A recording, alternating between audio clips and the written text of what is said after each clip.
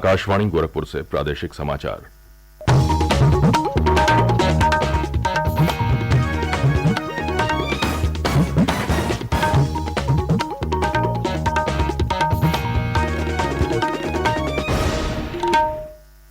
नमस्कार, समाचार बुलेटिन के साथ मैं विकास राय।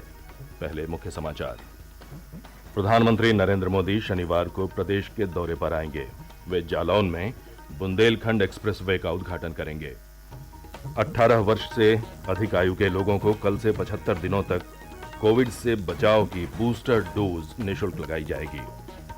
इस वर्ष स्वतंत्रता दिवस पर स्कूल, कॉलेज, कार्यालय और बाजार खुले रहेंगे। मुख्यमंत्री योगी आदित्यनाथ ने प्रदेशवासियों से 11 अगस्त से स्वतंत्रता सप्ताह मनाने की अपील की। और उच्चतम न्यायालय ने अवैध निर्माण गिराने पर रोक लगाने वाली याचिका पर अंतरिम निर्देश देने से इनकार किया।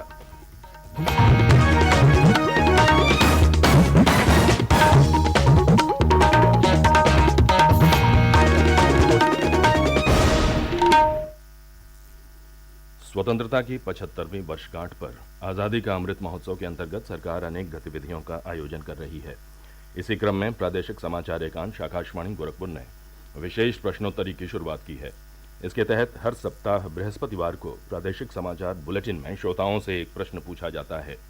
श्रोता अपने उत्तर ईमेल आईडी airnews.gkp@gmail.com पर भेज सकते हैं। सही जवाब देने वालों में से एक भाग्यशाली विजेता के नाम की घोषणा अगले दिन शुक्रवार को समाचार बुलेटिन में की जाएगी। विजेता का नाम हमारे ट्विटर हैंडल और यूट्यूब चैनल पर भी फ्लैश किया जाएगा।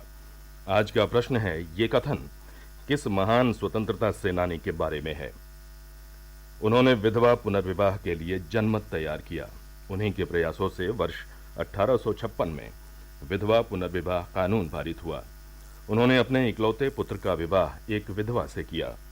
सुधारक के रूप में इन्हें राजा राममोहन राय का उत्तराधिकारी माना जाता है। प्रश्न एक बार फिर से सुन लें। ये कथन किस महान स्वतंत्रता सेनानी के बारे में है? उन्होंने विधवा पुनर्विवाह के लिए जनमत तैयार किया। उन्हीं के प्रयासों से वर्ष 1856 में विधवा पुनर्विवाह कानून पारित हुआ। उन्होंने अपने इकलौते पुत्र का विवाह एक विधवा से किया। सुधारक के रूप में इन्हें राजा राममोहन राय का उत्तराधिकारी माना जाता है। आप जवाब के साथ अपना नाम, पता और फोन नंबर अवश्य भेजें ताकि विजेता बनने पर आपसे संपर्क किया जा सके। अब समाचार विस्तार से। प्रधानमंत्री नरेंद्र मोदी शनिवार को प्रदेश के दौरे पर आएंगे। वे जालौन जिले की ओरल तहसील के कैथरी गांव में बुंदेलखंड एक्सप्रेसवे का उद्घाटन करेंगे। 296 किलोमीटर लंबे 4 लेन के इस एक्सप्रेसवे के निर्माण पर लगभग 14,850 करोड़ रुपए की लागत आई है। ये एक्सप्रेसवे 7 जिलों चित्रकूट, बांदा, महोबा, हमीरपुर, जालौन, औरैया और इटावा से गुजरता है। देश भर में 18 वर्ष से अधिक आयु वर्ग के लोगों को सरकारी टीकाकरण केंद्रों पर 15 जुलाई से कोविड टीके की एहतियाती बूस्टर डोज निःशुल्क लगाई जाएगी। कल नई दिल्ली में केंद्रीय मंत्रिमंडल की बैठक में ये फैसला किया गया। सूचना एवं प्रसारण मंत्री अनुराग सिंह ठाकुर ने बताया कि देश की स्वतंत्रता के 75 वर्ष पूरे होने के उपलक्ष्य में आजादी का अमृत काल के अवसर पर 15 जुलाई से अगले 75 दिनों तक बूस्टर डोज निःशुल्क लगाई जाएगी। 15 जुलाई से अगले 75 दिन तक देश के 18 वर्ष से ज्यादा उम्र के जितने भी नागरिक होंगे उनको बूस्टर डोज बिल्कुल मुफ्त में देने का निर्णय लिया गया है। इससे पहले फ्रंट लाइन वर्कर्स थे, कोविड वॉरियर्स थे या फिर 60 साल से ज्यादा के जो नागरिक थे उनके लिए था। अब इसको 18 साल से ज्यादा की उम्र वालों के लिए साफ कर दिया है कि बिल्कुल मुफ्त बूस्टर डोज अब आप लगवा सकते हो और इस सभी सरकारी केंद्रों पर जगह जगह पर उपलब्ध होगा। राज्यपाल आनंदीबेन पटेल आषाढ़ पूर्णिमा पर कल वाराणसी के सारनाथ में संस्कृति मंत्रालय द्वारा आयोजित धम्म चक्र प्रवर्तन दिवस कार्यक्रम में शामिल हुई। उन्होंने कहा कि भगवान बुद्ध ने सामाजिक समानता के साथ साथ लोगों को अंधविश्वास से दूर रहने का संदेश दिया। श्रीमती पटेल ने कहा कि भगवान बुद्ध के उपदेशों को अपनाकर ही विश्व में फैली अराजकता से मुक्ति पाई जा सकती है। इस अवसर पर केंद्रीय संस्कृति राज्य मंत्री मीनाक्षी लेखी ने कहा कि भगवान बुद्ध ने सारनाथ की पावन धरती से शांति और समरसता का जो संदेश पूरे विश्व को दिया वो अतुलनीय है। उन्होंने कहा कि भगवान बुद्ध के संदेशों को अपनाकर आज भारत विश्व में अग्रणी राष्ट्र की भूमिका में है। सावन का पवित्र महीना आज से शुरू हो रहा है। 2 साल के अंतराल के बाद प्रदेश में इस वर्ष कांवड़ यात्रा आयोजित की जाएगी। इसके लिए तैयारियां शुरू हो गई हैं। अपर पुलिस महानिदेशक कानून व्यवस्था प्रशांत कुमार ने आकाशवाणी समाचार को बताया कि आज़ादी के अमृत महोत्सव के क्रम में इस बार कांवड़ यात्रा में शामिल लोगों को राष्ट्रीय ध्वज वितरित किए जाएंगे। आज़ादी का अमृत महोत्सव चल रहा है। आज़ादी के 75वीं वर्षगांठ के पहले चूंकि ये श्रावण का त्योहार हो रहा, तो हम लोग प्रयास कर रहे हैं कि उसमें भी राष्ट्रीय भावना को जागृत करने के प्रयास की तरफ से और स्वयंसेवी संस्थाओं की तरफ से किए जाए, जिससे कि धार्मिक भावनाओं के साथ साथ हमारे राष्ट्र प्रेम की जो बात है वो भी जागृत हो और सभी के साथ मिलजुल कर इन सभी कार्यक्रमों का आयोजन किया जाए। प्रादेशिक समाचार आप आकाशवाणी गोरखपुर से सुन रहे हैं। ये समाचार बुलेटिन हमारे YouTube channel AIR news Gorakhpur और ट्विटर हैंडल AIR News_GKP पर भी उपलब्ध है। मुख्य सचिव दुर्गा शंकर मिश्र ने कहा है कि इस वर्ष का स्वतंत्रता दिवस जन जन का उत्सव होना चाहिए।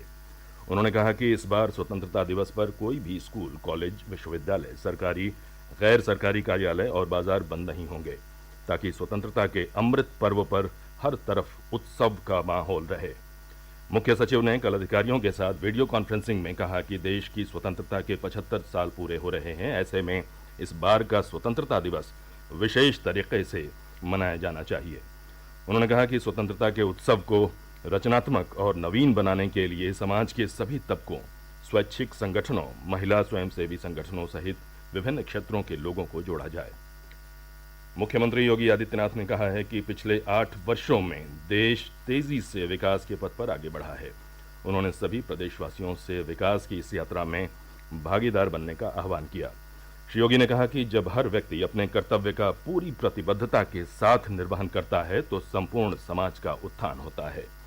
गोरखपुर स्थित गोरखनाथ मंदिर में कल गुरु पूर्णिमा के अवसर पर कार्यक्रम को संबोधित करते हुए उन्होंने प्रदेशवासियों को आज़ादी का अमृत महोत्सव के तहत कार्यक्रमों के साथ जुड़ने का आह्वान किया। श्री योगी ने कहा कि प्रदेश में आगामी 11 से 17 अगस्त के बीच स्वतंत्रता सप्ताह मनाया जाएगा। उन्होंने प्रदेशवासियों से इस अभियान में बढ़ चढ़कर भाग लेने की अपील की।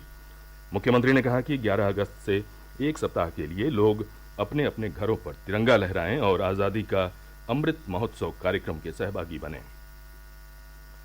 उच्चतम न्यायालय ने राज्यों में तोड़फोड़ पर रोक लगाने वाली याचिका पर अंतरिम निर्देश देने से इनकार कर दिया है। उत्तर प्रदेश में तोड़फोड़ की कार्रवाई पर दायर एक याचिका पर सुनवाई करते हुए न्यायमूर्ति BR गवई और न्यायमूर्ति PS नरसिम्हा की पीठ ने कहा कि वे अधिकारियों को उल्लंघन करने वालों के खिलाफ कार्रवाई करने से रोकने के लिए निर्देश नहीं दे सकती।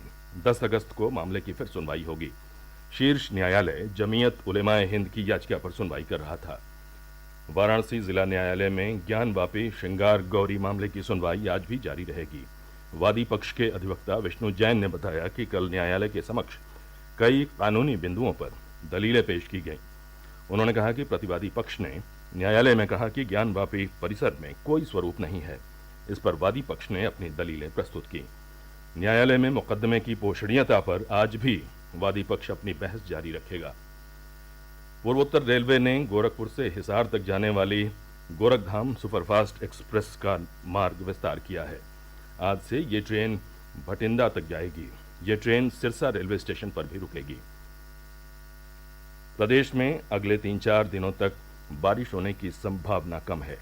मौसम विभाग ने कहा है कि इसके बाद मानसून फिर से सक्रिय हो सकता है। और अंत में मुख्य समाचार एक बार फिर। प्रधानमंत्री नरेंद्र मोदी शनिवार को प्रदेश के दौरे पर आएंगे। वे जालौन में बुंदेलखंड एक्सप्रेसवे का उद्घाटन करेंगे।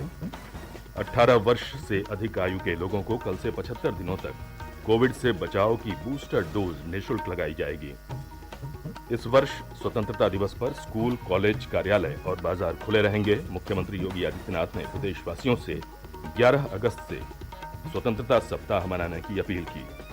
और उच्चतम न्यायालय ने अवैध निर्माण गिराने पर रोक लगाने वाली याचिका पर अंतरिम निर्देश देने से इनकार किया।